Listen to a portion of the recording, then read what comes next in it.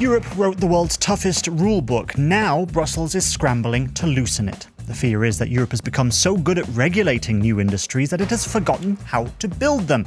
But those rules protect workers, consumers, personal data and the environment. Strip those away and Europe could sacrifice its values without ever closing the gap with America and China. Regulate too much and Europe risks economic decline. So has the EU regulated itself to death? Welcome to The Dip, Money, Power and Consequences. I'm Daniel. And joining us now is Cecilia Malmström, who is a former EU commissioner who's negotiated with governments from Washington to Beijing, fighting to get Europe the best trade deals possible. And Cristina Caffarra has spent more than 25 years advising companies on antitrust and now argues that the continent's deeper failure is not simply too much regulation, but too little building. So thank you very much both for joining us. Cecilia, you've been wrapped up in all of this world of EU bureaucracy for a while. When you download an app, do you read the terms and conditions that it comes along with? Not as often as I should, I have to confess. Absolutely. And Cecilia, I'd just like to start with this kind of central question that we're going to ask here. Is the EU regulating itself to death? What do you say? Is it overregulated? Well, it is overregulated. I think that is quite clear. And it has also been stated very clearly in the Draghi and the Letta reports that came out a year ago. The Commission is trying to do things about it. But there are problems in the internal market that we have not really sorted out for decades. And we're suffering from that right now. There's not enough harmonization when it comes to implementation, when it comes to public procurement, when it comes to rules, when it comes to the different settings in the different national markets. And the internal market is not really yet working fully as one internal market. And that is hampering innovation and growth, of course. Yeah, it's difficult to get all of the European countries to agree on one specific track to go down. So, Cristina, would you say there's this kind of adage that's been going around online? America innovates, China replicates, the EU regulates. Is that a fair description? I roll my eyes as you were mentioning it, because I think it is not fair. Europe is an incredibly innovative continent. We have terrific innovation. We have enormous capabilities in research, startups. We're second to none. In fact, our startups rate creation is even greater than the US. So that is a mischaracterization of Europe, which is immensely rich and capable. On the regulation question, there is no doubt, in my view, that a major blind spot that we've had as Europeans is to convince ourselves for the past 2 decades, for the past generation, that the answer lied in containing the market power of the existing American giants. And the notion of what would happen if we did that was very nebulous. There was an assumption that was very vague that if we regulated them, somehow we would be okay. But regulating a monopolist or an oligopolist does not automatically create us assets and the market. This has been the major blind spot. So it's not that Europe is overregulated as such. There is too much regulation, fine. But the fundamental flaw is that we put all our energy, all our thinking, all our emotion into regulating what we do not own and what we do not control. And regulating, not control, doesn't build you assets. This is the problem. Okay. And Cristina, without getting into any of the Brusselsese, the kind of language of Brussels, what do we mean when we talk about regulations and bureaucracy? What are we talking about here? Can you just make it a little bit more concrete for us? Well, when it comes to specifically digital platforms, there is history. For the last 20 years, the Commission has been a pioneer trying to contain, as I say, the power of these platforms, from Google to Amazon to Apple to Microsoft, initiating a number of antitrust investigations of their market power. Then at some point, around 2020, there was the view that we were not getting very far with individual investigations because they take long, because it takes time, because they're never so effective. And so we should introduce regulation. In other words, we should tell them, do not do this. But when you tell an all-powerful giant, do not do this, first, they will find every conceivable way of doing it in a different way. Two, they have no incentive to comply with the mandate. Three, it takes a very long time to do anything anyway. So even if you get to the point at which you tell them what to do, they will challenge it. They will challenge it in Luxembourg, and they will challenge it again. And if they find... So the whole process takes decades. We are just now coming to the point. You mean these massive gatekeepers? You know, Facebook with Apple, Microsoft, all of these. Absolutely. Absolutely. I mean, the Commission has pursued a pioneering case against Google in 2010, and then another one in 2014. These cases were actually decided against Google officially in 2015 and 17. We are just now, 10 years later, coming to the end of the appeal process in Luxembourg pursued by these companies against the Commission's decision. And you know what happens? The Commission can fine Google 4 billion euros, but that money doesn't go anywhere. That money sits with Google in escrow until all of the processes are exhausted. So that money, that fine, isn't hurting anyone. It isn't benefiting Europe. It's sitting in a bank account owned by Google.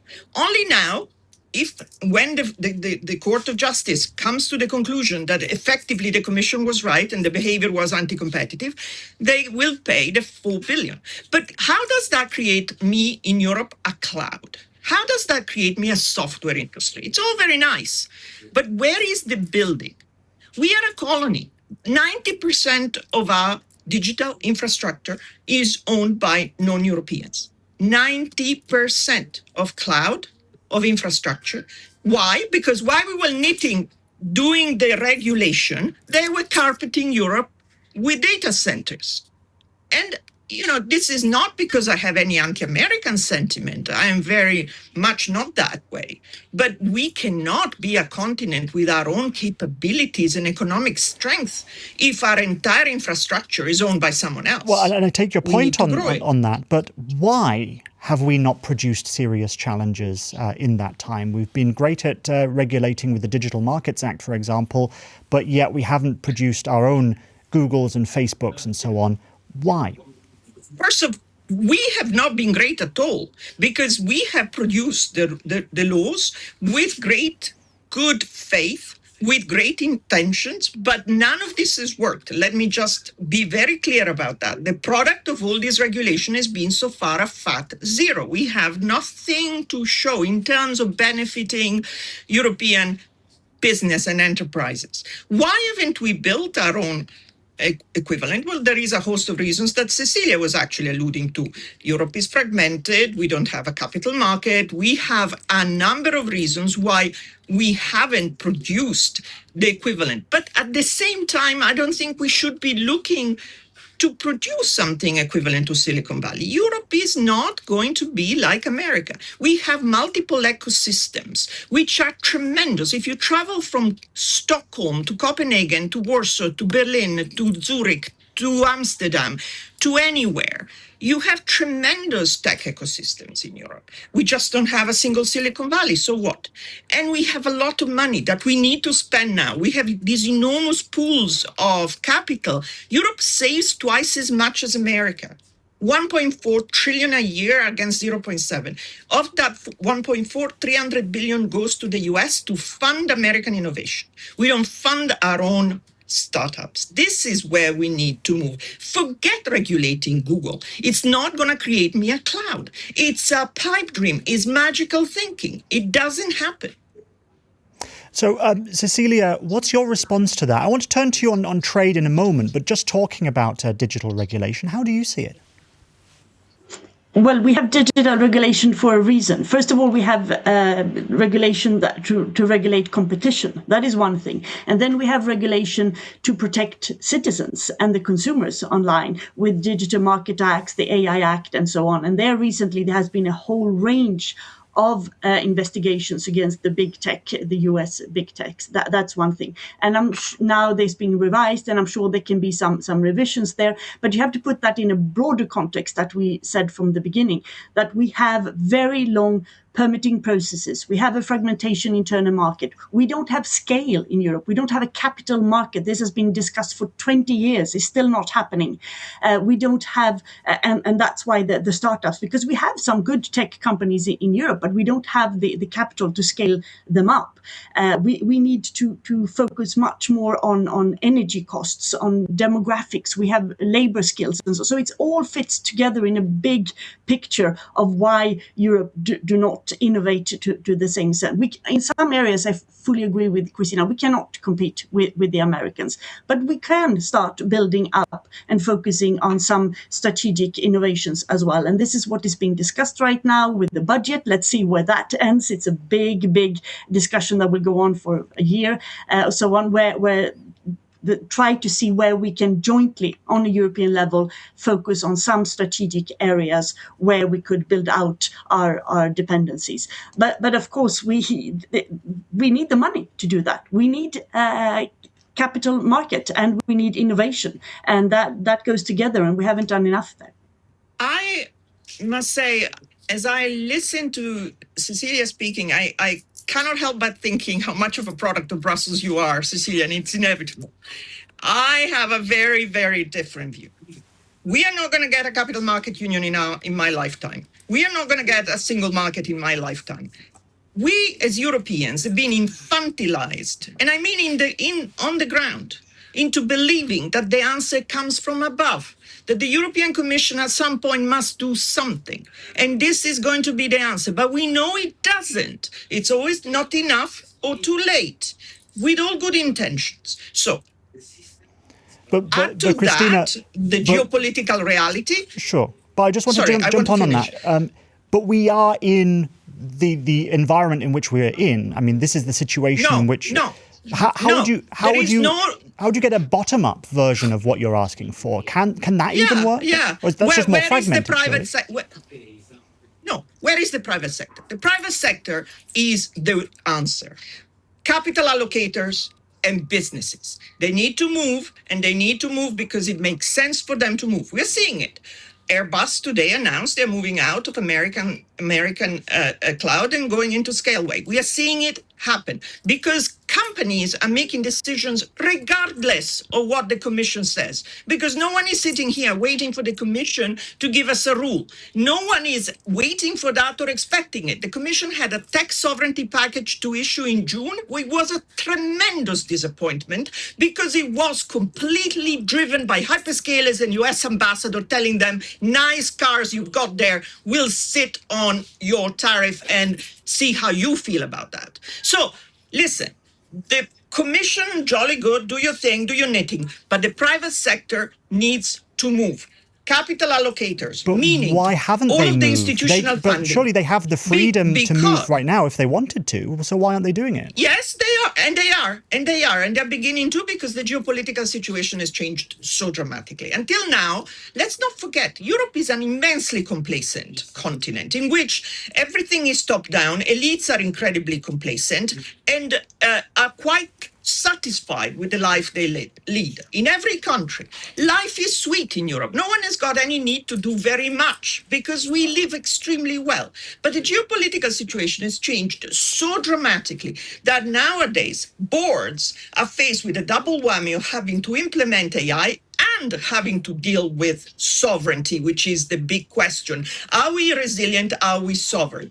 This is what is driving boards. Why haven't they done it till now? Donald Trump. Now there is a major change, and this is driving trade. It's driving digital. It's driving everything. So why haven't capital allocators done it so far? Because the returns on European tech were not very good. Now that we see demand for European tech becoming suddenly big, then we are seeing capital moving towards supporting. You know what European pension fund have been investing in so far? They have trillions under management. They invest in real estate, in some form of retirement home and bonds. It is unconscionable that while American pension funds invest in tech, our European pension funds sit there knitting and doing retirement homes. So this is changing.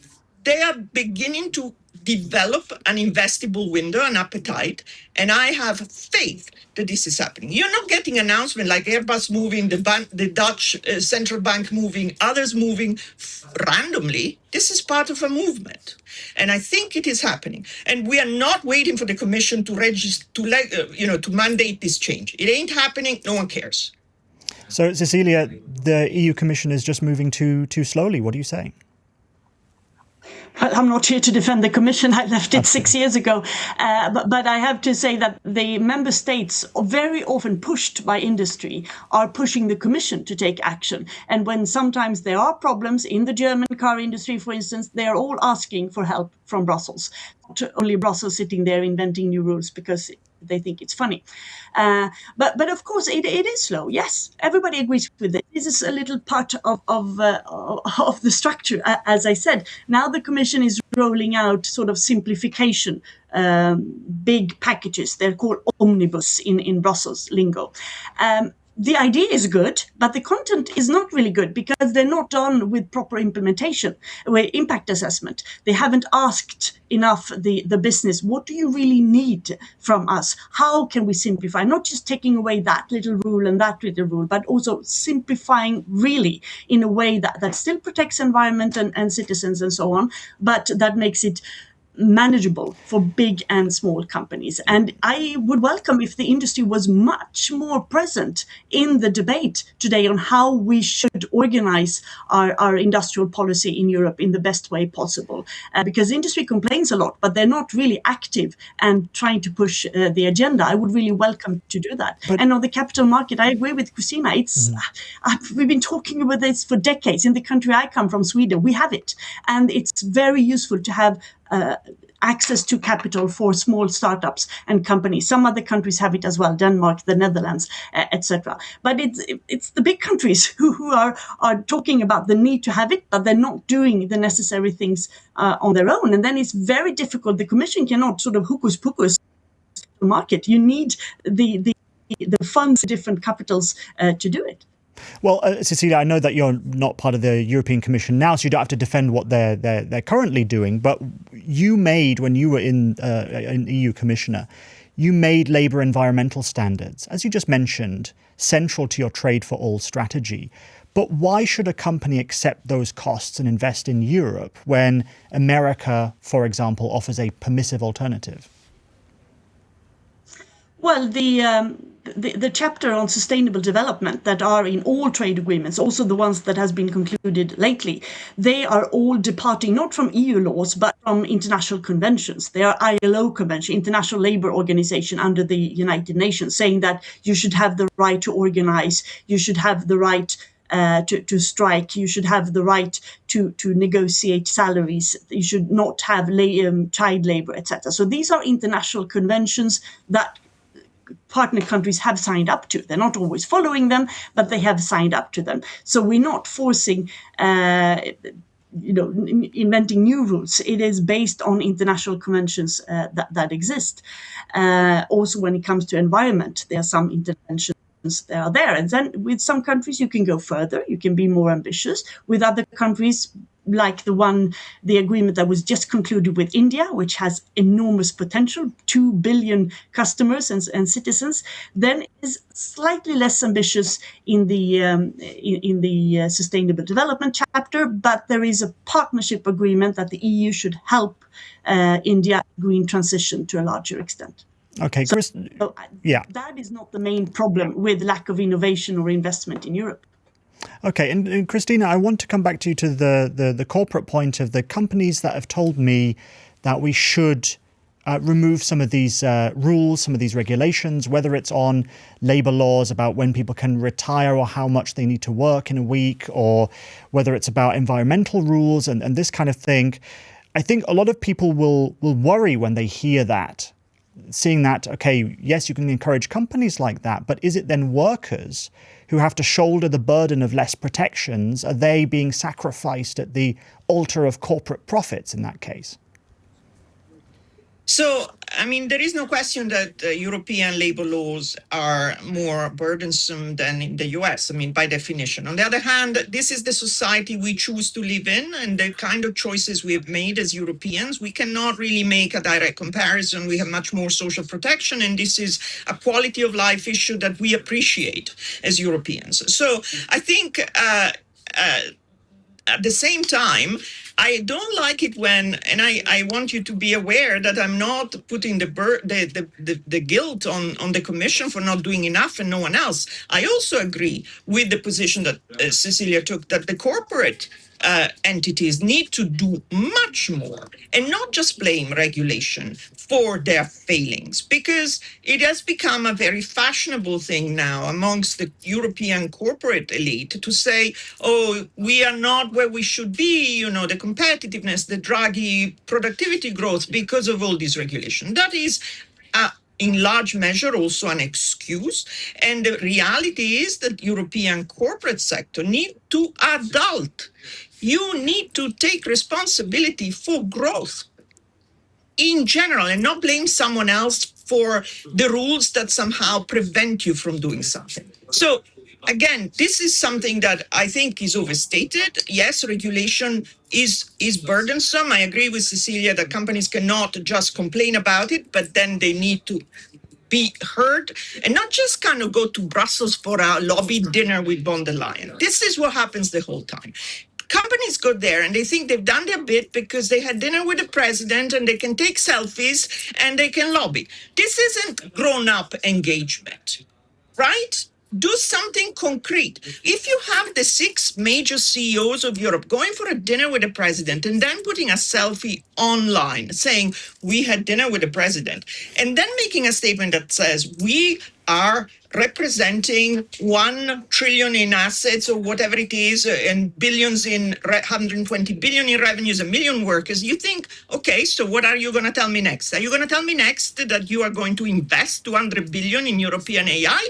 No, they went to have dinner to just tell the commissioner, to the president, to reduce regulation a little bit. So a lobby dinner, in other words. This isn't engagement. This is lobbying, and it's not good enough. Well, I was going to ask you, Cristina, if we're lighting a bonfire of red tape, what are you throwing on it? It sounds like you're throwing lobby dinners on it. Oh yeah! Oh God! The Brussels bubble is to be incinerated from beginning to end. It is a complete lobby industry. Very interesting perspective to end on. Cecilia, you're also invited to the bonfire. You've helped to create some rules during your time. I'm sure that you'll say that they're all justified rules. But if you think of some things that you want to get rid of, what is it going to be? What are you throwing on the red tape bonfire? Well, I think there's a lot of reporting simplification that can be done. For instance, we are asking companies, both tiny little companies and big multinationals, to do a lot of reporting. And this is something that is creating a lot of burden to companies. Now it's starting to become simplified. There are attempts to rectify it, but this has been a big hurdle. This is what companies say to me all the time, that all this reporting, instead of innovating, instead of being out with our customers, we do this reporting.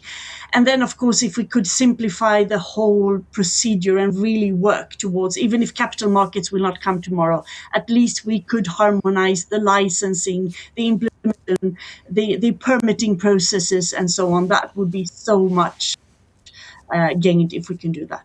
And we cannot blame anybody else outside Europe for doing that, because I remember when we voted on this in the European Parliament in 2003, that's more than 20 years ago, still hasn't happened. That's it for this week on The Dip. Thank you very much for listening. Don't forget to leave a comment or question. Any feedback is welcome wherever you're listening to this or watching this. And if you're not subscribed in the podcast app of your choice, go ahead and do so. Just look for The Dip. But until next time, thank you very much for watching The Dip. See ya.